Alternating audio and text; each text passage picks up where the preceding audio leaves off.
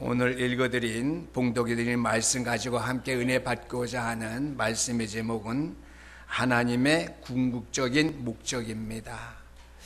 우리 하나님의 궁극적인 목적이 무엇일까? 여러분이 다 아는데요. 한마디로 잘 말씀하기 좀 어렵지요. 우리 하나님의 궁극 목적은요, 온 세계를 구원하는 거예요.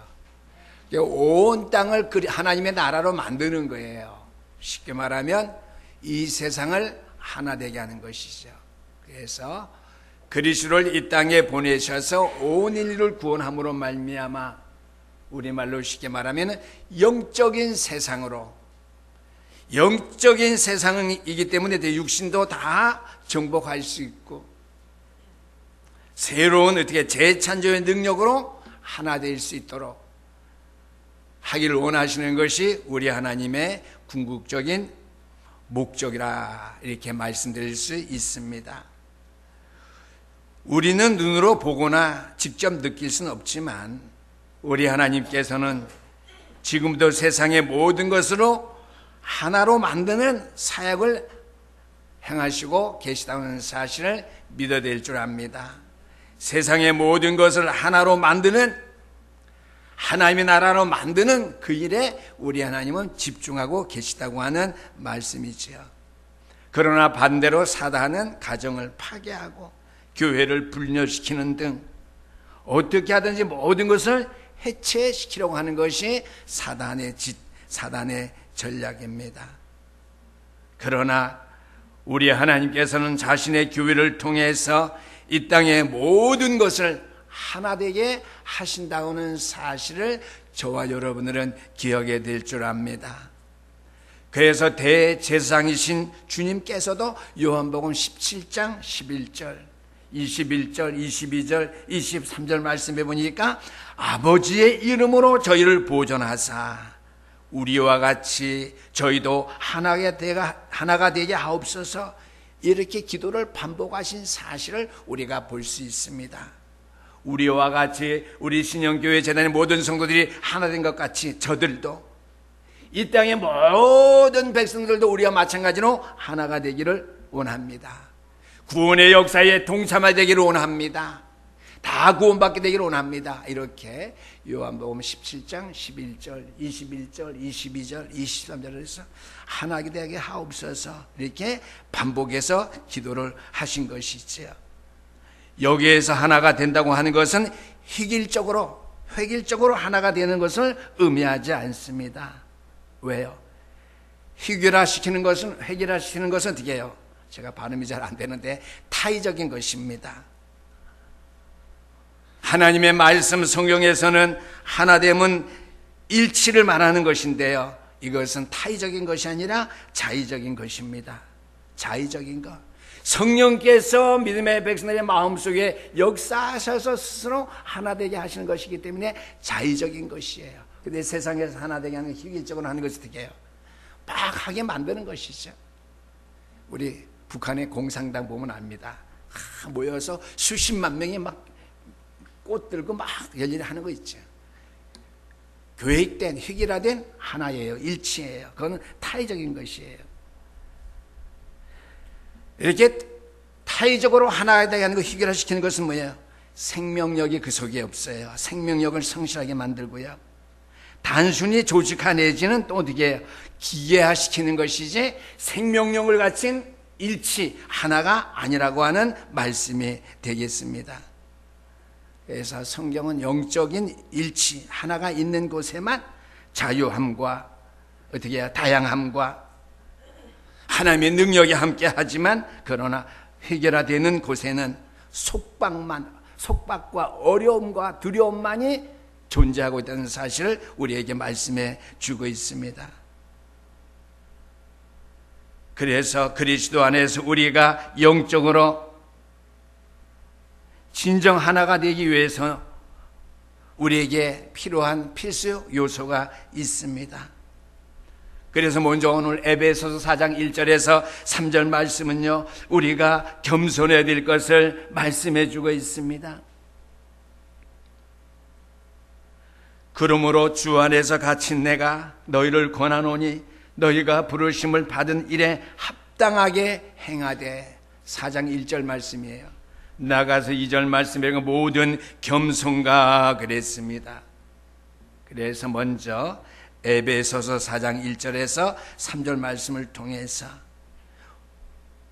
하나님의 궁극적인 목적, 교회가, 세계가 일치되는 역사, 그 일을 위해서 구원받은 백성들인 저와 여러분이 먼저 하나님의 궁극적인 목표, 하나 되는 것, 일치됨에 가장 필요한 요소를 우리가 체험하며 그 신앙생활의 완성을 우리가 이뤄나가야 될 줄인데, 그 첫 번째가 겸손해야 된다라고 하는 것이죠. 다음 주에는 겸손 다음에 것 쭉 말씀드리겠는데, 첫 번째는 겸손해야 된다고 하는 것이죠. 오늘 첫 번째 말씀의 대지는요, 겸손에 대한 권면을 말씀하셨어요. 1절 말씀에 내가 너희를 권하노니 그랬습니다. 권한다고 하는 말은 간절하게 내가 너희들에게 부탁한다. 내가 또한 간절한 마음 중심으로 너희에게 당부한다. 그리스도 안에서 부르심에 합당히 행할 것을 내가 너희에게 부탁하고 당부한다 라고 하는 말씀이 오늘 1절 말씀, 내가 너희를 권하노니 이렇게 표현된 말씀이죠. 겸손에 대한 권면 첫 번째는요, 왜 우리가 겸손해야 되느냐? 작은 1번입니다. 그리스도 안에서 온 인류는 모두가 하나이기 때문이지요. 온 인류는 하나예요. 에베소서 2장 11절에서 22절까지 말씀 보니까 바울 사도는요, 구원받은 신자라면은, 백성이라면은 유대인이나 이방인이나 그리스도 안에서 모두가 하나라고 이렇게 믿었어요. 그리스도 안에서 온 인류는 하나다. 그놈으로 바울 사도는 우리에게 그리스도 안에서 하나가 되어 거룩하고 화목하며 승리하는 삶을 살 것을 말씀하셨습니다.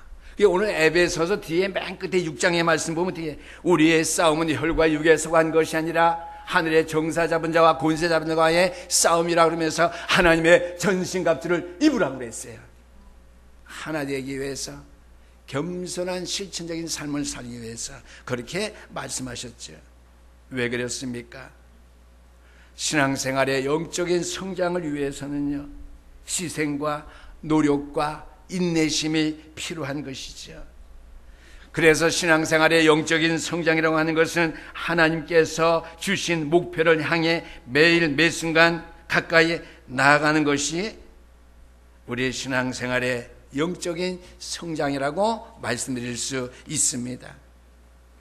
두 번째로는요, 겸손에 대한 권면인데요, 성도들 간의 합당한 예절을 지키는 것이 겸손에 대한 성도의 생활입니다.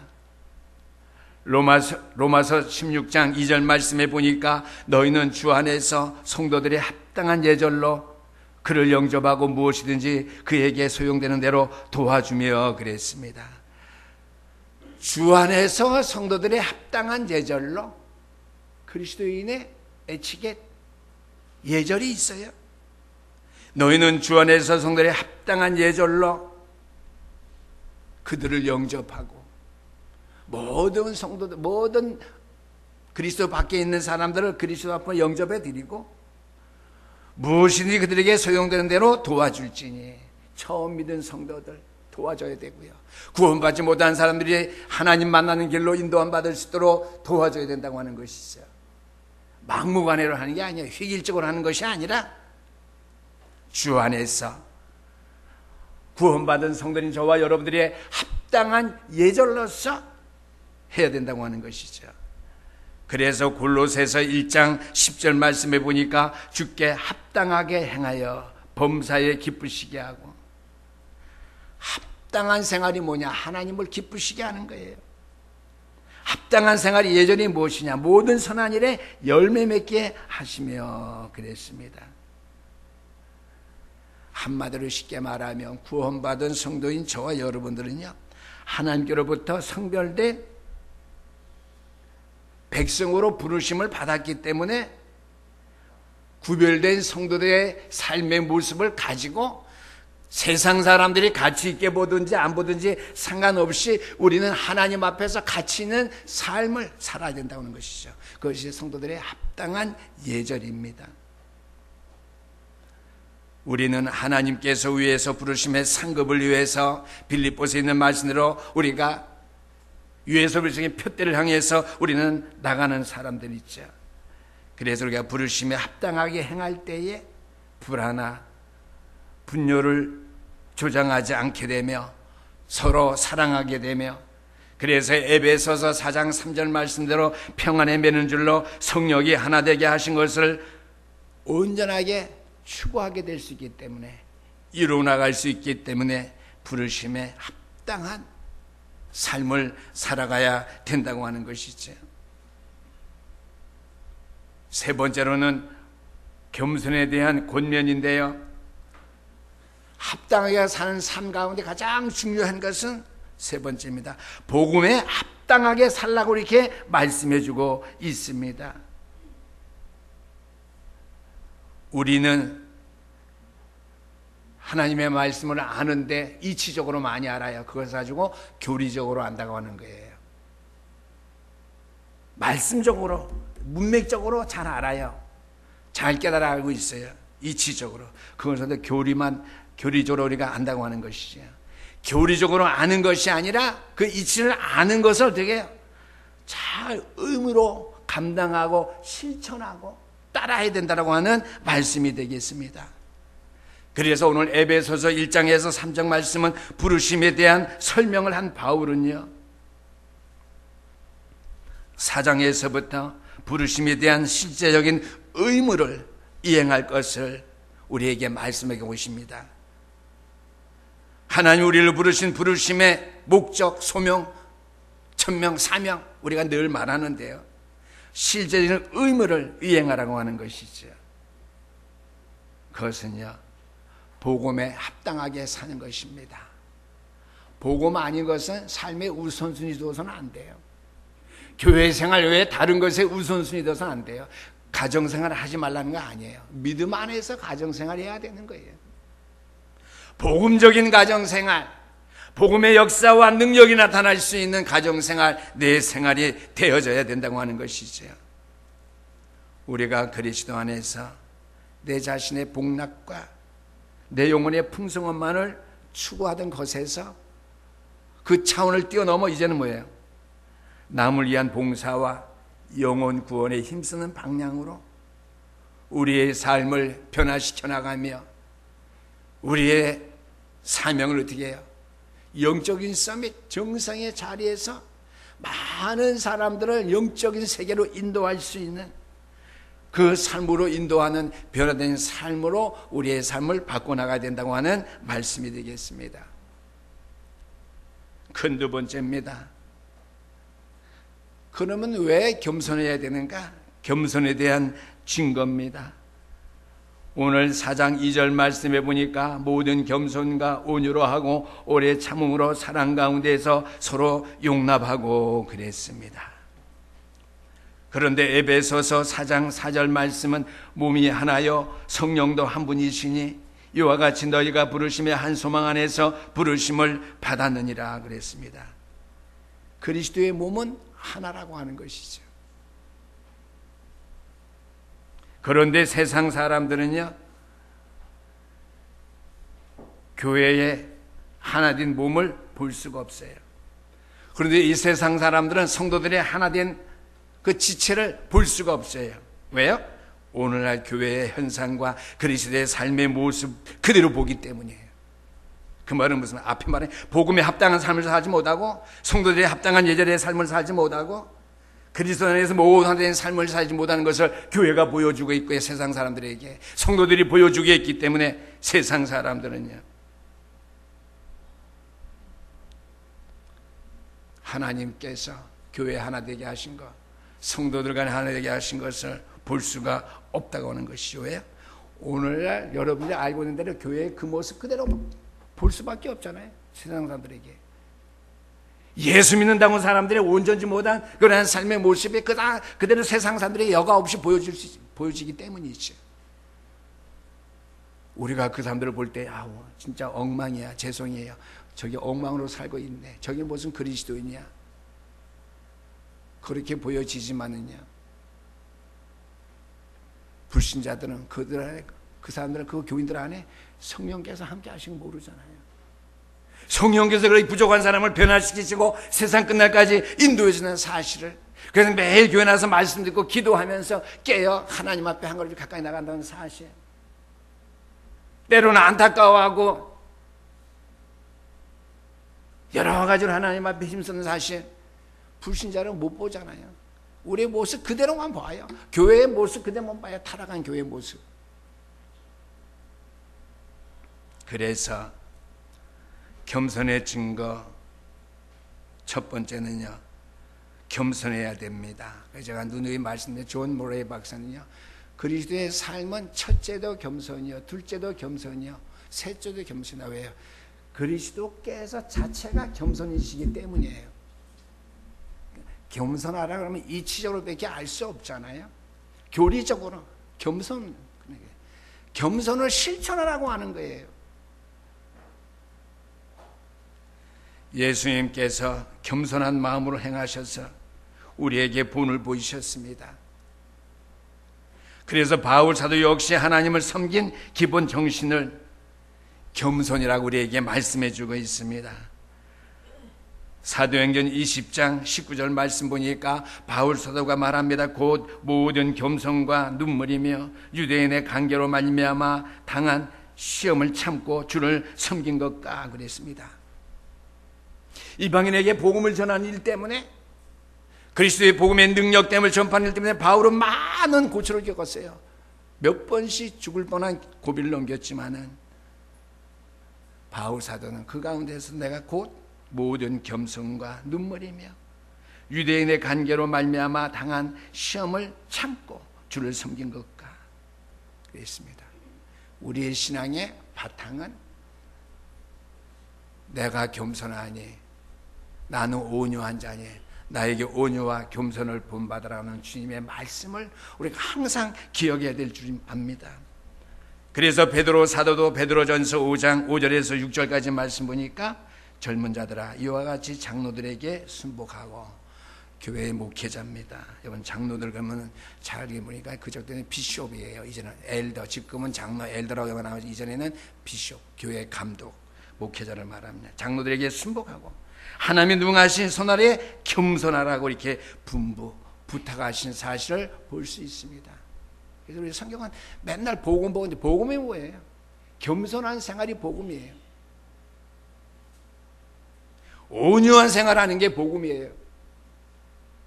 그리스도께서 십자가에 죽으신 그 사랑의 모든 속은요, 온유와 겸손과 인내, 사랑이에요.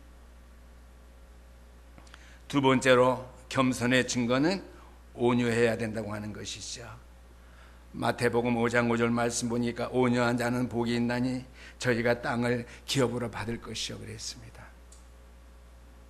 이 땅은 그냥 요새 파는 부동산 땅이 아니에요. 하나님 나라의 땅입니다. 하나님 나라예요. 하나님 나라의 땅이 땅을 기업으로 받는데 온유한 자는요, 생명을 구원하며 영혼 구원하는 일, 하나가 되는 일에 축복을 받는다는 말이에요. 마태복음 5장 5절을 다시 해석해야 돼요. 기존 교회 방식대로 해석하지 말고요, 다락 방식으로 해석해야 돼요. 땅을 기업으로 받는데 하나님께 교회 일치해서 한 생명 영혼을 구원하는 것, 하나님 나라 실현하는 거잖아요. 하나님 나라 땅을 확장해 나가는 거예요. 그 땅의 의미입니다. 예수님께서는 온유하신 분이셨습니다. 그러므로 자신에게 대해서 우리에게 말씀하실 때도 마태복음 11장 29절 말씀 보니까 나는 마음이 온유하고 겸손하니, 첫 번째 겸손하고 두 번째 온유인데요, 바꿔되죠. 온유하고 겸손하니 나의 멍에를 메고 내게 뭐 하라고요? 배우라고 그랬어요. 그게 그리스도의 제자죠. 그게 참 전도자의 삶의 모습이에요. 나는 마음이 온유하고 겸손하니 나에게 와서 배우라고 하는 것.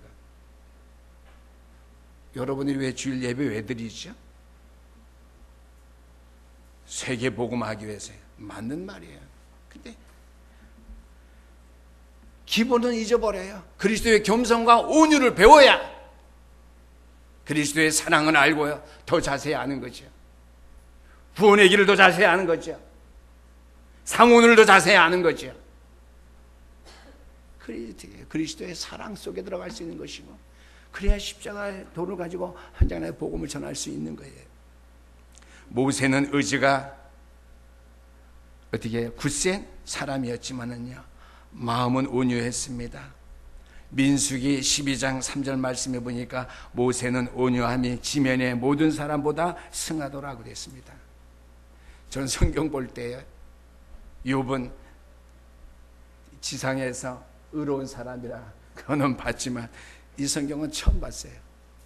많이 읽었을 텐데 제 머리 하나도 안 들어왔거든요. 민수기 12장 3절 모세는 온유함이 지면의 모든 사람보다 승하더라. 왜 그러죠? 그리스도의 사랑 안에 온유가 그만큼 중요하다고 하는 거예요. 그래서 모든 사람보다 승하다 이렇게 강조한 거예요. 사람들 중에 모세는 좀 온유함이 더했다, 특별했다, 사람이 온유했다, 좀 착했다, 그게 아니죠. 온유함이라고 하는 것은 유약하다, 즉 나약하다고 하는 것과 다릅니다.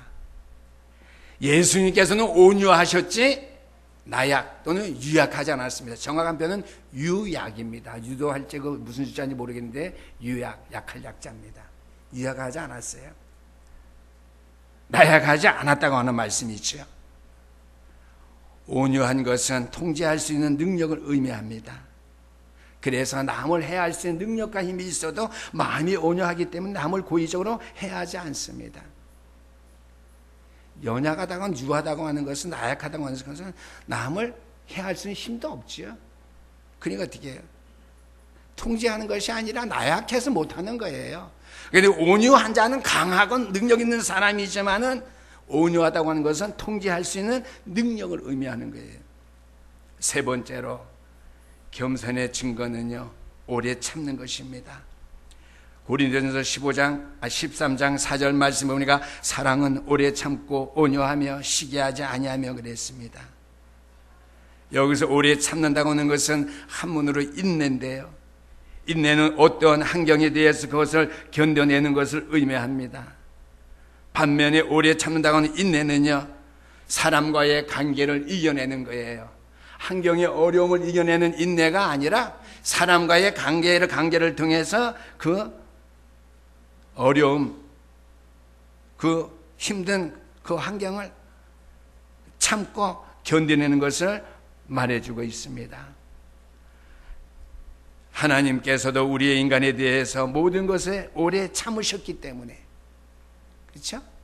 환경을 오래 참은 것이 아니라 하나님을 떠난 사단에게 속은 죄에 빠져서 하나님을 떠난 그 인생에 대해서 오래 참으셨기 때문에 온 인류를 구원하시기까지 재림의 주님이 오실 날을 두셨다고 하는 것이죠. 그게 하나님의 오래 참으심입니다. 그게 인내이지, 하나님의 인내하심. 환경을 오래 참은 게 아니에요. 인간의 그 제약성 때 하나님 떠난 문제에 대해서 오래 참았다고 하는 말씀입니다. 제가 설교에서 한번 말씀드렸습니다. 그래서 우리도 서로가 인내할 줄 알아야 됩니다. 오래 참는 것이죠. 우리가 참고 기다리는 것이 다른 사람들을 성장할 수 있도록 자랄 수 있게 하는 기회가 될 뿐만 아니라 그렇게 되면 결국 그들도 우리가 성장할 수 있도록 우리를 기다려주고 우리에 대해서 오래 참아줄 것이라고 하는 말씀이 되겠습니다. 네 번째로 서로 용납해야 됩니다. 겸손의 증거는요, 그 본문도 고린도전서 13장 4절 말씀인데요, 오래 참는 것과 관용, 용납하는 것은요, 용납은 관용 베푸는 것인데요, 성도들이 연합, 하나님을 위해서 중요한 요소 가운데 하나입니다. 오래 참는 것과 용납하는 것. 그런데 이 두 가지는 우리 마음 가운데에서 고린도전서 13장 말씀은 사랑의 장이죠. 고린도전서 13장 사랑장 말씀대로 사랑이 있을 때에만 실현이 가능하다고 하는 것이죠. 역으로 제가 돌려서 말씀드립니다. 그리스도의 사랑이 내 안에 있어야 우리가 용납, 관용을 베풀 수 있고 오래 참을 수 있고 온유할 수 있으며 겸손할 수 있다라고 하는 것이죠. 우리가 그리스도의 사랑 안에 있기 때문에 겸손해야 되고 온유해야 되면 오래 참아야 되고 서로 용납해야 된다라고 하는 말씀이 되겠습니다. 나의 힘으로 용납하려고 할 때 그것은 불가능합니다. 서로의 관계를 더 악화시킬 수밖에 없겠습니다. 우리가 오늘 주신 말씀을 생각하면서 서로 용납해야 된다. 물론 먼저 교회 안에서입니다. 성도 간이죠. 오래 참아야 된다. 온유해야 된다. 겸손해야 된다. 굉장히 중요한 것입니다. 오늘 말씀의 메시지를요, 그리스도의 사랑 안에 되어져 있는 교리, 이치가 아니라 실행, 주님께서 친히 실행하셨으니까. 하나님이 이미 오래 참으셔서 온 인류를 멸망시키지 않으시려고, 온 인류가 다 그리스도 앞에 들어오기까지 하셨으니까요. 세 번째입니다. 마지막 세 번째. 겸손하게 하시는 분은 누구시냐? 3절입니다. 평안에 매는 줄로 성령이 하나 되게 하신 것을 힘써 지키라고 했습니다. 겸손하게 하시는 분은요, 사랑의 증거를 이루게 하시는 분은요, 겸손의 증거, 온유, 오래 참은 서로 용납 하시는 분은 뭐예요? 성령님이시라는 말씀이죠. 그래서 3절 말씀대로 평안에 매는 줄로 성령이 하나 되게 하신 것들을 힘써 지키라고 그랬습니다. 성령께서는요, 성도들의 일치, 연합을 이미 이루어 놓으셨습니다. 성령께서 모든 성도들 가운데 거하시고 계시기 때문이죠. 아유, 나는 목사님 설교를 이해할 수 없네. 어떻게 성도들 간의 일치, 연합을 어떻게 해요? 하나님께서 다 이루어 놓으셨는가? 이해가 안 되죠. 이해하셔야 됩니다. 이미 성령께서 저와 여러분들 가운데 일치를 이미 이루어 놓으셨습니다. 그것은 성령께서 여러분들 마음속에 거하고 계시기 때문이에요. 그래서 성령의 역사를 거스르면 안 되고요. 성령의 교회들에게 하신 말씀의 음성을 들을 수 있는 자리에 될 수 있기를 주 이름으로 축원합니다. 성령이 내 안에 계시기 때문에 교회 일치는 이미 하나님께서 이루어 놓으셨다고 하는 것입니다. 그래서 우리가 성도들 간의 일치 연합을 잘 유지하고 더욱 돈독하게 이루어갈 수 있도록 깨어 있으면 돼요. 성령 안에서 깨어 기도하기만 하면 된다고 하는 것이죠. 그러므로 오늘 4절 말씀, 몸이 하나요 성령도 한 분이시니 그랬습니다. 몸도 하나요, 일치죠. 성령도 한 분이시니 하나예요. 이미 이루어 놓으셨다고 하는 말씀이 되겠습니다. 결론의 말씀입니다.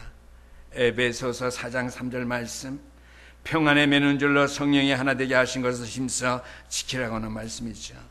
힘써 지킨다고 하는 방법은요, 주 안에서 수고하는 거예요. 그리스도의 사랑 안에서 수고하는 거예요. 열심을 기울이는 길입니다. 그리스도 안에서 그리스도의 사랑 가지고 열심을 기르는 거예요. 노력하면서 부지런히 행해야 하는 것이 힘써 지키라고 하는 그러한 말씀이 되겠습니다. 그러므로 우리 신영교회 성도님들이요, 그리스도 안에서 하나님의 자녀로 시편 133편 1절의 말씀대로 형제가 연합하여 동거함이 어찌 그리 선하고 아름다운고, 기록된 말씀이 우리 교회 안에서, 여러분의 가정 안에서 성취되어질 수 있기를, 이루어질 수 있게 되기를 주 이름으로 축원합니다. 중요한 것은 동거함이에요. 함께 살아가는 거잖아요, 교회에서. 그렇죠? 오늘 교회를 위해서, 성경 건축을 위해서 우리가 함께 동거하는 것, 함께 살아가는 것이죠. 그 일이 어떻게 해요? 어찌 그리 선하고 아름다운지요. 이 오늘 기록된 말씀이 하나 교리, 이론으로서 끝나지 마시고요, 여러분 실제로 실천되어서 성취되어질 수 있는 능력의 말씀이 될 수 있기를 주의 이름으로 부탁드립니다. 기도하시겠습니다. 사랑의 하나님 아버지, 감사합니다. 오늘 우리가 주신 말씀에 의지하여서 정말 하나님께